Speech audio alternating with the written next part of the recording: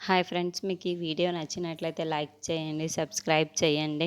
దీప కార్తిక్ దగ్గరికి భోజనం వడ్డించుకొని తీసుకొని వస్తుంటుంది. ఇంతలో అక్కడున్న కార్తిక్ మాత్రం, ఎత్తుకోండి బాబు, మీకోసమే భోజనం తీసుకొని వచ్చాను, తినండి కొంచెం లేచి అని చెప్పేసి అంటుంది. ఆ మాటలు వినగానే అక్కడున్న కార్తిక్ అయితే సరే అని చెప్పి ఆ భోజనానికి తింటూ ఉంటాడు. ఇంతలో అక్కడున్న వంటను తిని, నీ చేతి రాశిత చాలా బాగుంది, నీ వంటలు చాలా బాగున్నాయి అని చెప్పేసి అంటూ ఉంటాడు. ఆ మాటలు వినగానే అక్కడ ఉన్న దీప అయితే మరి కొంచెం వడ్డించమంటారా అని చెప్పేసి అడుగుతూ ఉంటుంది. ఆ మాటలు వినగానే అక్కడున్న కార్తిక్ అయితే, నాకు మరి ఇంకేమీ వద్దులే, కానీ నువ్వు మా రెస్టారెంట్లో పని చేయొచ్చు కదా, వంటగా చేయొచ్చు కదా, చాలా మంచిగా జీతం ఇస్తాము అని చెప్పేసి అంటాడు. ఆ మాటలు వినగానే అక్కడున్న దీప అయితే, లేదు బాబు, వంట చేయాలనుకోవటం లేదు, అదే పని చేయాలనుకోవడం లేదు అని చెప్పేసి అంటుంది.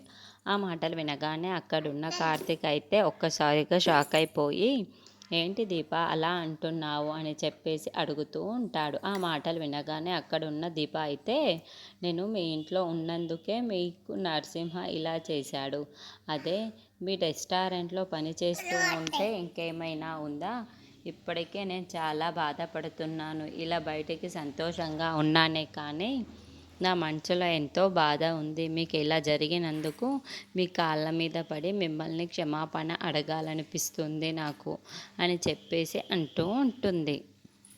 ఆ మాటలు వినగానే అక్కడ ఉన్న కార్తీక్ ఒక్కసారిగా షాక్ అయిపోయి దీప వైపుకు చూస్తూ ఉండిపోతాడు. ఇంతలో అక్కడున్న కార్తిక్ అయితే, దీప ఏం మాట్లాడుతున్నావు నువ్వు అని చెప్పేసి అంటూ ఉంటాడు. ఇంతలో అక్కడున్న దీప మాత్రం, అవును కార్తిక్ బాబు, మీకు ఈ పరిస్థితి రావడానికి గల కారణం నేనే కదా, అందుకే నాకు చాలా బాధగా ఉంది, మీ కాళ్ళ మీద పడి మిమ్మల్ని క్షమాపణ చెప్పాలనంత దీనగా ఉంది, కానీ మిమ్మల్ని అడగలేకపోతున్నాను అని చెప్పేసి అంటూ ఉంటుంది. ఆ మాటలు వినగానే అక్కడున్న కార్తిక్ మాత్రం, అదేంటి దీప అలా మాట్లాడుతున్నావు అని చెప్పేసి అంటుంది.